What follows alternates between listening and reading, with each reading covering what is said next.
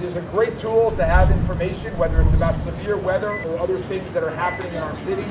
So I encourage everyone to please text Lens Alert. That's L-E-N-S Alert, A-L-E-R-T, Lens Alert. And the number that you can text to is 67283. Again, that's Lens Alert, text to 67283. So to talk a little bit more about the possibility for this severe weather that we're expecting to roll through our area over the next couple of days, I'd like to start this morning by introducing John Gordon, our good friend from the National Weather Service, who'll give some brief information. We can take a couple questions about the weather, and then we'll move on to the rest of our program. John, thanks for joining us. All right, folks, this is the real deal. We have 36 hours to 48 hours of a really bad storm. Wave 1 comes through at noon today. That's a line of storms. That'll have some wind and heavy rain. Then we wait. Don't want to see the sun. If the sun comes out between 2 and 8 tonight, not going to be good. There'll be supercell thunderstorms, rotating thunderstorms. There'll be 3 or 4 of them. They will have hail, they'll have wind, they'll have heavy rain, and there will be tornado warnings. Much worse in Ohio today. Tomorrow, similar situation. We get a break from about 2 o'clock tonight to 2 o'clock in the afternoon tomorrow. Starting at 2 tomorrow, storms will be developing. Much worse south of here. Tennessee is really in the crosshair tomorrow. Storms again, rotating thunderstorms, hail, wind, heavy rain, and tornadoes. We're at an enhanced risk of the Storm Prediction Center right now, which is very warranted. Today up in Ohio, might even go higher. Tomorrow in Tennessee, might even go higher. Have a way, just like the mayor said, to have a warning, fail to receive your warning, more than one way. If for whatever reason the cell towers go down, even this will not work. Have a weather radio, the Lens Alert, have a way to receive warning. This is the real deal. Thank God it wasn't during Derby week or on the PGA week. This is the real deal starting this afternoon, tonight, tomorrow afternoon, tomorrow night. A lot of rain. You notice the ground is very saturated. Flash flooding is the #1 weather killer. Be prepared. There will be warnings. This is the real deal. Any questions? Any questions about the weather? All right, here's the star of the show. I don't know about that. Thank you so much, John, for that heads up. And again, encourage everyone to text Lens Alert to 67283. If everyone who's here as part of the Traeger Microforest announcement could please come up and join us now, that would be wonderful. Well, first, let me start by saying I hope that everyone had a wonderful Derby weekend. It was such a historic, exciting weekend for our entire community to share, and as we welcome the world to our great city of Louisville. Our city is on a roll. Coming off of Derby 150 weekend, just yesterday we had another great event honoring our hometown hero, Justin Thomas, as we get ready for, not this weekend, but next weekend's PGA Championship, where we once again welcome the world to our city.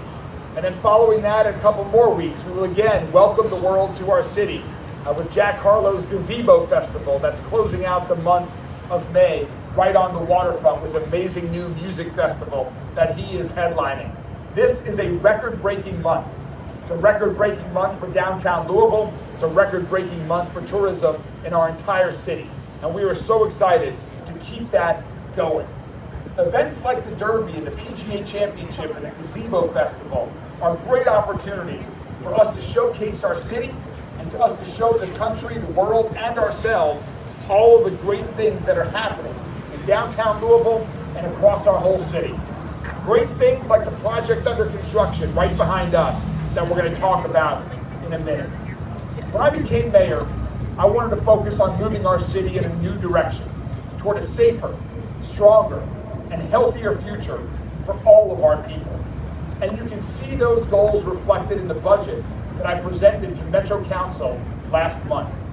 The budget includes critical funding for LMPD and its officers, historic investments in libraries and parks, and significant investments in downtown Louisville, reimagining downtown to ensure that it remains safe for everyone and that it remains a key economic driver for our entire city and state. And I'm encouraged by the progress that we're already making, especially here in the heart of our city.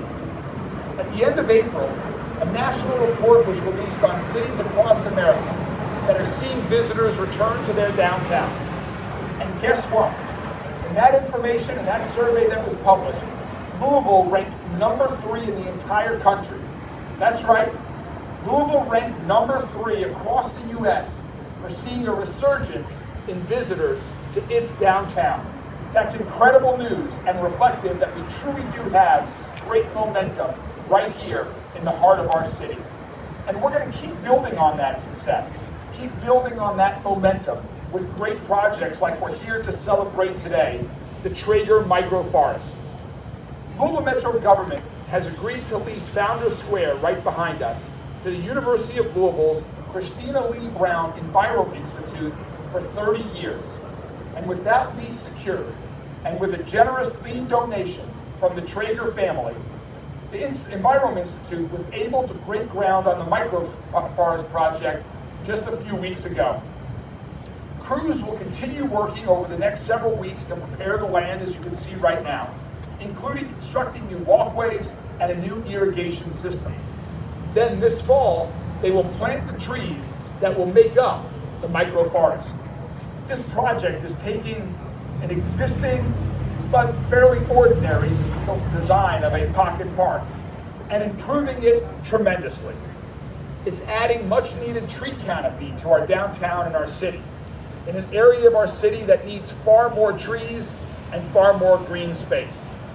And this is something that we're also looking to replicate in other downtown projects that we're working on designing right now, like the renovation and reimagination of the Belvedere, the transformation of 4th Street, both are projects that we're working closely with Louisville Downtown Partnership and other stakeholders across the community. Collectively, these projects will provide new ways for people to interact with our city, new reasons for people to come downtown, to work downtown, to live downtown, to eat downtown or experience things downtown, creating more community spaces where people can interact and join together. These are types of amenities that you see in other cities across the country, and these are world-class amenities that we want to create many of right here in downtown Louisville. These investments will help make our downtown a better place to live, a better place to work, a better place to enjoy, and will also help us recruit and retain talent to our city and for people to live downtown. Dr. Bhatnagar and Patrick Kumar work at the Enviro Institute and the U of L Urban Design Studio, and they know and talk often about how everything is so connected. And this project builds on the groundbreaking work of the Enviro Institute's Green Heart Project, which looks at the connections between green infrastructure and our health. In just a second, we're going to hear from Dr. Bhatnagar about the important connection between nature and health. But first, I want to say a very special thanks to the Traeger family for their lead donation to this important civic project that is going to make our downtown greener and a more inviting place to come. Thank you so much for your generosity to the Traeger family, to this project, and for so many other things that you do across our entire city to give back. Thank you all so much. And also a special thanks to the University of Louisville, such an important partner and part of our city that is doing so much with research and action, that is committed to improving lives through research, through science, healthcare, and so many other ways. U of L is an amazing partner. So now I'd like to invite one of those amazing partners, and that's Dr. Aruni Bhatnagar, who's director of the Christina Lee Brown Environment Institute, to talk about the innovative work that the Institute is doing, and a little bit more about this project. And following Dr. B, Patrick will speak a little bit about the Urban Design Studio's role in this project as well. Dr. Bhatnagar? Thank you very much, and thank you everybody for being here. We work at the Environment Institute on projects that connect us to nature. We think that we have done a lot of work looking at disease and how disease originates. But I think more importantly, we need to look at health and how health is preserved and maintained in the long run so we don't succumb to disease. So what are the elements that contribute to health? First and foremost, we think that health is not just a biological entity, but a shared community resource. We can only be healthy if we are in healthy communities and if we are in healthy environments.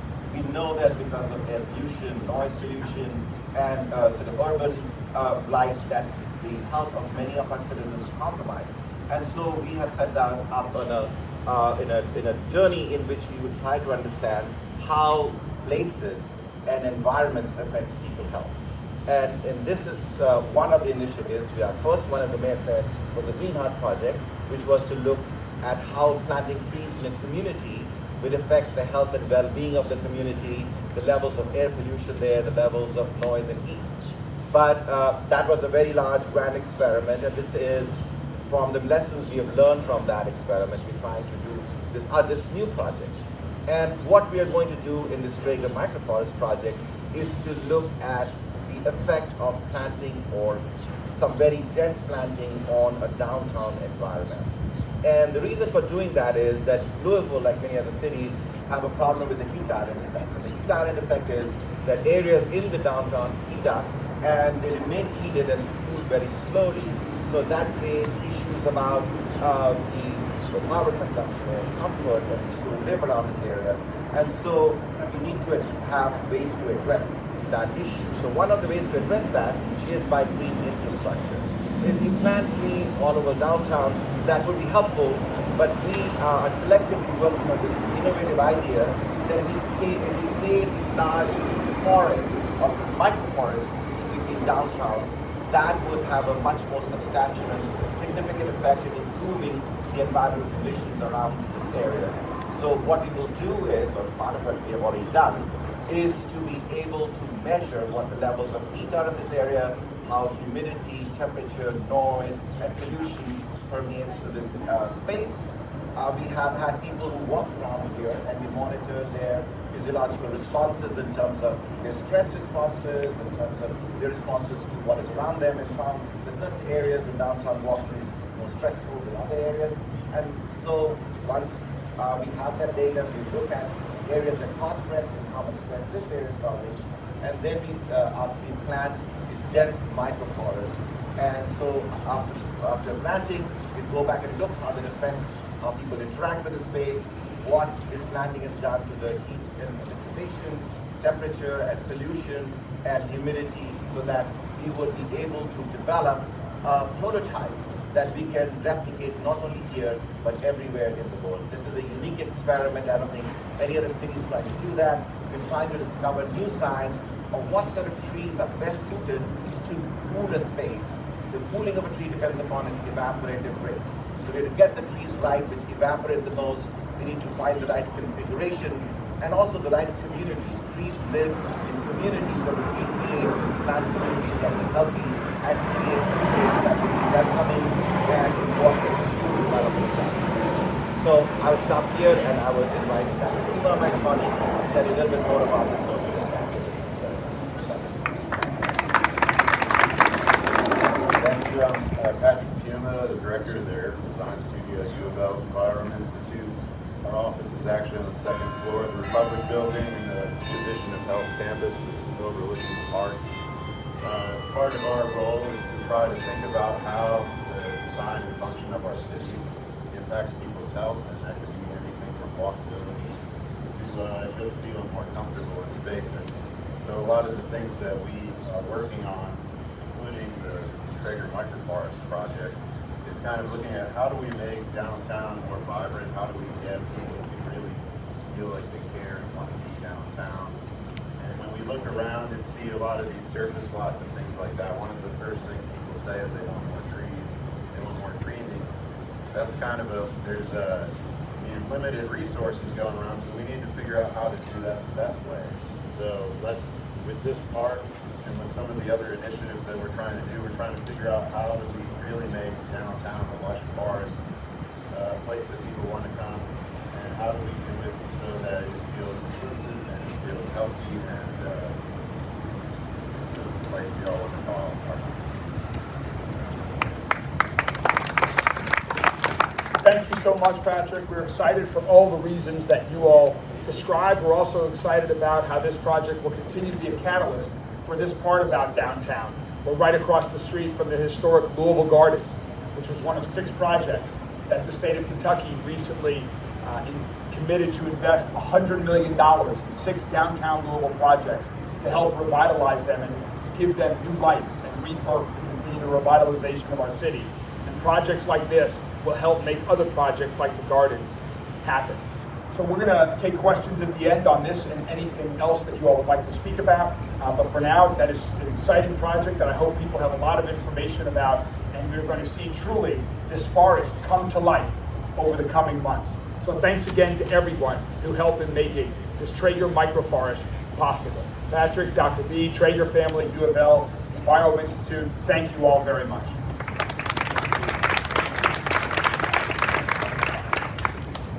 Rachel, right? Yeah, Rachel, come on. So continuing with our today's theme of how we're working to make Louisville safer, stronger, and healthier, we're also recognizing National Air Quality Awareness Week. May 6th through 10th is a time where we make sure that our community has access to the information that's needed to protect their health and stay informed about air quality. Taking care of our city and our neighbors goes hand in hand, and I'm proud to be joined by Director of the Air Pollution Control District, Rachel Hamilton, and her staff and team as well, for all the work that they do with regards to monitoring our air throughout the year, not just on this week. Thanks to the hard work of APCD and their air monitoring team, the people of Louisville can easily access air quality information and health guidance 24/7. It takes a lot of work behind the scenes to make services like this possible. And I want to thank everyone across our city who is working to support the health of our city and our people. And we will continue to do more, like investing, supporting projects like the microforest, to continue to do everything we can to improve the air quality across our entire city. So with that as a preface, I want to take one moment to recognize the efforts that everyone from the APCD works on throughout the entire year, and present to Rachel and her team to officially proclaim May 6th through 10th as Air Quality Awareness Week. Thank you all so much.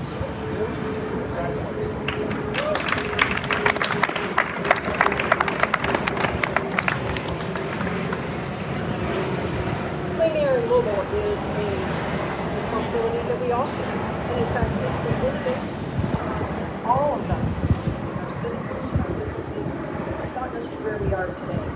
And as we kick off Air Quality Awareness Week, I want to share how privileged I am to work with such a committed group of professionals to care for our air and implement one of the most protected local air pollution programs in the country. Our air quality has significantly improved over the past decades, and yet there are still times when poor air quality can impact our health.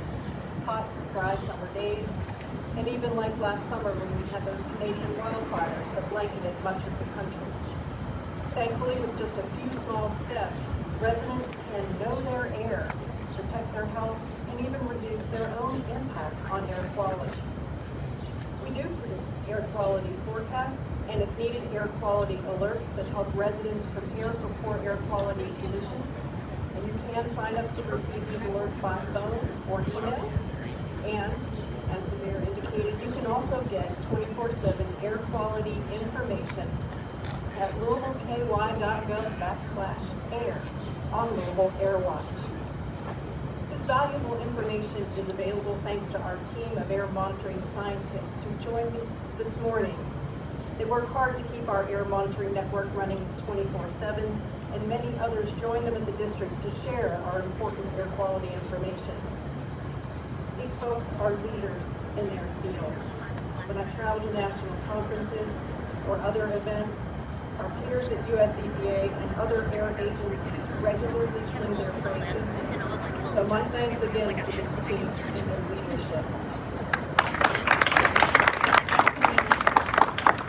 Every day we can take steps to reduce air pollution in our emissions, and especially it's really important on air quality today. This is especially true for businesses and organizations who can help by becoming an air quality action partner. This is very simple. To become a partner, you just need to make a few voluntary air-friendly commitments. The Enviro Institute recently became one of our newest air quality action partners. They have now joined a great group of partners who have followed through on some very significant commitments over the past couple of years. And together, they join local businesses who have innovative ways to continue to reduce their emissions and prove that we can grow our economy and provide high-quality jobs while improving air quality. So with that, thank you very much. Thank you so much, Rachel, and thank you so much to the entire APTD team. We really appreciate what you all do, not just this week during National Air Quality Awareness Week, but every week. Thank you all so much.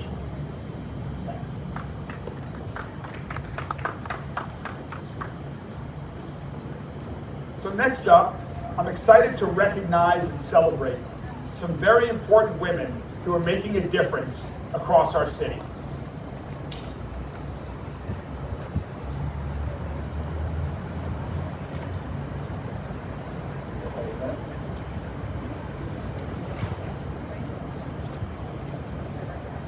I'm proud to be joined today by two talented filmmakers, Helen Brinich Barnes and Anna Good. These two women directed and produced the Lucy and Thornton film, a production set in the 1800s that tells the story of an enslaved couple in Louisville who became entrepreneurs in Toronto. Last week, a fundraising gala was held at Roots 101 African American Museum with Land of Tomorrow Studios and with the support of the Mayor's Office for Equity. The Office of Equity seeks to support important storytelling like this that helps us all recognize our past, learn from it, and make meaningful change to move forward and improve tomorrow. The office also seeks to support Black leaders like these great filmmakers who did an incredible job in creating this film. Helen and Anna, thank you for sharing your talents and for bringing to life such an important story that will undoubtedly make a difference. It's my honor to present you all with a proclamation. Okay, we'll make sure where y'all were. To proclaim April 30th, which was the date of the event, to proclaim that April 30th, 2024 is Lucy and Thornton Day in honor of this great recognition for you all and for your contributions to filmmaking, storytelling, and everything that you are contributing to our community. Thank you all so much.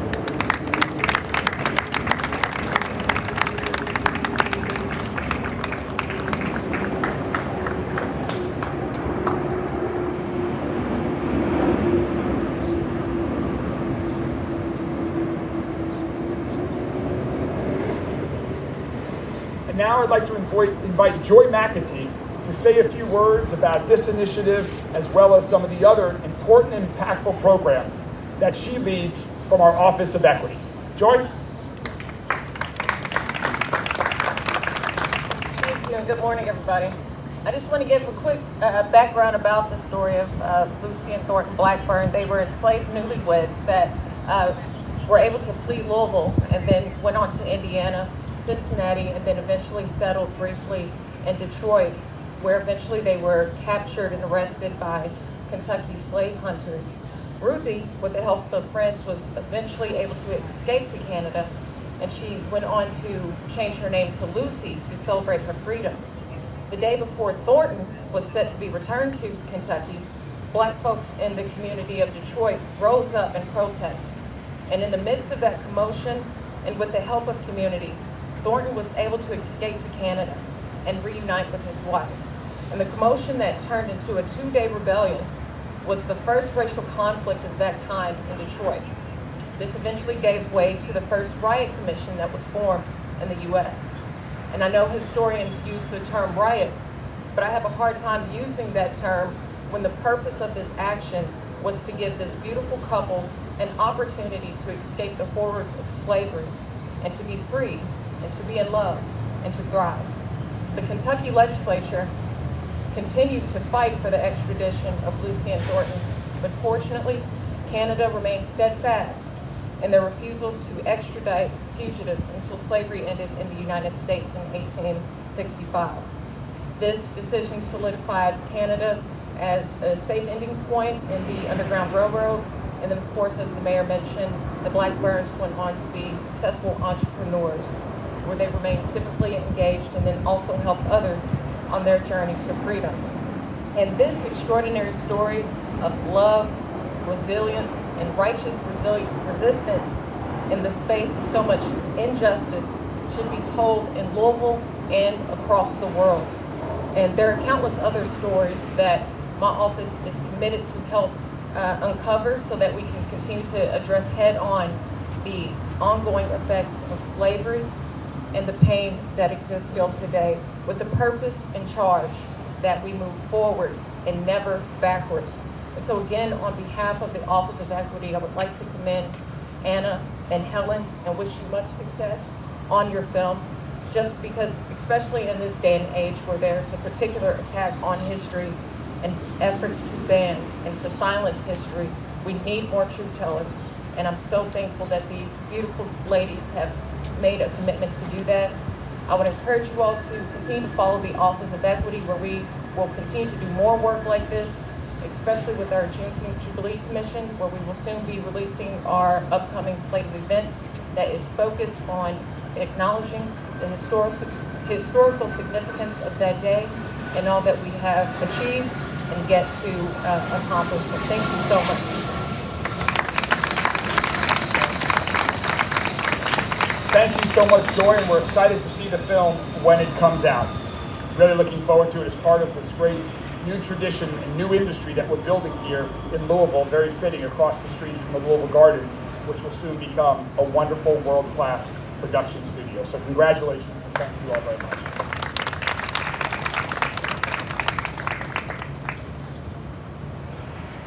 And finally today, if Nikita is here, please. Yeah, come on. Thanks, guys. Last night, thank you. Finally today, we are also celebrating another Louisvillian, as we do every week, that is doing some really good work in our community. Nikita Tilford is a master nail artist who is sharing her talents and empowering others to see a successful career. Through the Red Print Nail Academy, which Nikita founded, she is educating other future nail artists while also providing nail services. What a positive impact she's making for others. And I know others are taking notice too, as you recently received some great funding from a name that I think we all know, Beyonce. Nikita, thank you so much for helping others succeed and for making a difference throughout Louisville. I'm proud to present with you today a proclamation as a distinguished citizen of our city for the impact and work you're making and the help that you're giving to others for their careers as well. Congratulations.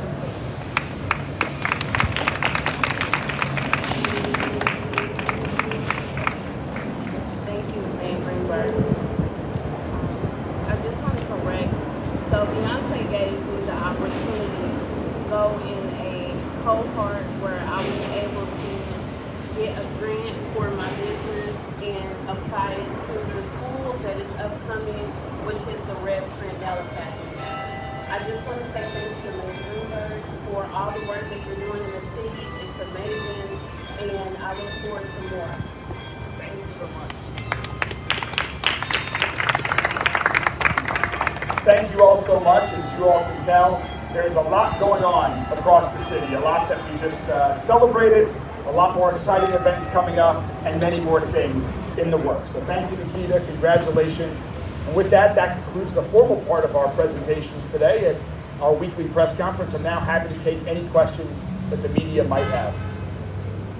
Mayor, you often said you want the police department to be the most transparent in the nation.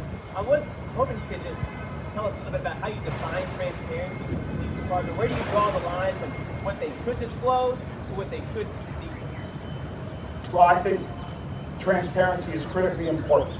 It's important to rebuild trust between LMPD and our entire community. And so that's why we've taken steps towards improved transparency in my administration already. For example, we signed a memorandum of understanding with the Office of Inspector General to have better facilitation of information and body cam footage. When there's an officer-involved shooting, we now release that footage within 10 business days. And we have taken a very significant step forward also with combining our open records department with LMPD's. Previously, that was 2 departments. It's now 1. We're working to catch up on the backlog and get information out quicker. So we think it's important to be very candid with the community about what is going on. We're trying to keep the community up to date as much as possible on the consent decree negotiations. As you know, the United States Department of Justice has asked us to keep that confidential, but they're still having community meetings so they can hear from the community as well. And to me, it's just part of the effort about how we rebuild trust and strengthen relationships between the community and LMPD. So you said you made a line-by-line review of the budget this year. Did you come across a cell phone data extraction tool that LMPD uses called GreatMe? And if so, can you tell me what you learned about that, what you asked about that, and what you thought about that tool? Well, I'm not familiar with that specific tool that you're referring to. However, if you're talking about LMPD getting data from cell phones to solve crimes, particularly violent crimes, I think that's critically important. There is a ton of information that we could get off of cell phones from individuals that are committing violent crimes. And I support LAPD's right to lawfully use that to get that information. I know from firsthand experiences that there is a lot of information to solve violent crimes that are on individual cell phones. What about non-violent crimes? Depending on the crime, I think that could be very appropriate as well. If we can lawfully obtain information from people's cell phones, then I think we should do that. We need to resolve crimes to make our city safer. And we will use every legal method that we can to resolve crimes to ensure that Louisville is safe. And so should LMPD disclose their use of that tool and how often they use that tool? Well, I can't comment specifically on that, but I'd be happy to follow up after a conversation with the chief about that specific. One more question. So in your line-by-line review of the budget, you didn't see this line item on there? I'm aware that we gather information from cell phones to resolve crimes. But did you see the item on the budget? Did you question the cost of it, or did you question it all? Did you see it on your review? I did not question the cost. Did you see it on the review, though? I guess that's the question. You saw it, though, right? I'm aware that we have tools that exist that do this purpose, and I'm happy to talk further about it in another time when I have more information about the specific nature of that tool. Are there any other lots around town you're looking at to replicate this project? I think there definitely is opportunity, whether it's exactly for a microforest or to improve the parks. That's yet to be seen, but there are a lot of parks like this that we could use a lot more greening of. The Belvedere, of course, is the biggest example, but there's other pocket parks. There's one directly across the street from the new LMPD police headquarters, just south of the federal building. There's plenty of parks with too much concrete, not enough green, that I'd love to improve over time to help revitalize downtown Louisville. Mayor, a couple weeks ago when you proposed the budget, since then some council members say they believe the operations budget is growing at a rate that they find concerning. They brought up concerns of possible economic slowdown and reliance on debt for capital spending, which they're worried about raising taxes or cutting positions. What response do you have to the council members who are concerned about the operations budget? I'm incredibly optimistic about the future of our city. We have so much great momentum that we've talked about a little bit today, that we're talking about regularly with economic activity that's going on, record levels of investment. I'm confident that Louisville will continue to grow. We need to invest in the people who will work for Louisville Metro government. There have been decades of disinvestment in parts of our community, and there have been decades of disinvestment in the people who provide the basic government services that our city expects.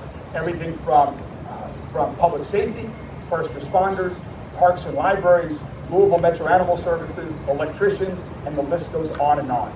So to me, our first and foremost, our first priority is to take care of the folks that deliver those services. So we are investing in those first. If our economic situation changes over time, then of course cuts will need to be made, but those can be made from other areas of the budget. They shouldn't be made on the backs of the hardworking over 5,000 men and women who make up Louisville Metro government that are providing services. One more question. Sound good? Before the rain or lightning? I guess John was right. All right, well, be safe, Louisville. Be safe, everybody. Sign up for Lens Alert, and thank you all very much. The lights of Kentucky Performing Arts shine on more than our shows. They illuminate a pathway of discovery for all throughout our Commonwealth. A pathway of creativity, confidence, possibility, of brilliance, inspiration, curiosity, and wonder. For 40 years, Kentucky Performing Arts has led a pathway to unite the Commonwealth around the joy of discovering the arts, and will continue to shine this light far into the future.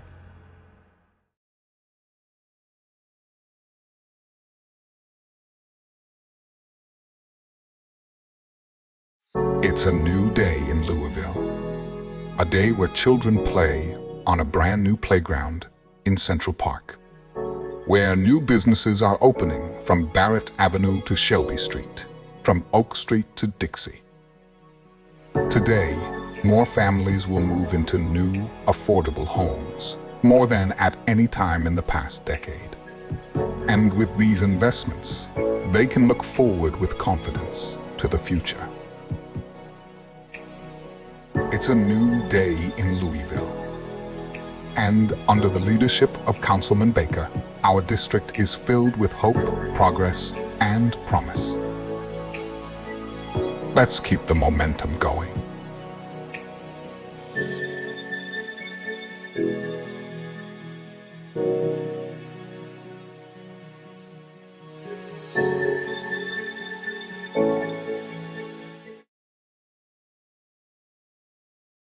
If you do nothing else. If you do nothing else. Do nothing else. If you do nothing else. If you do nothing else. If you do nothing else. If you do nothing else.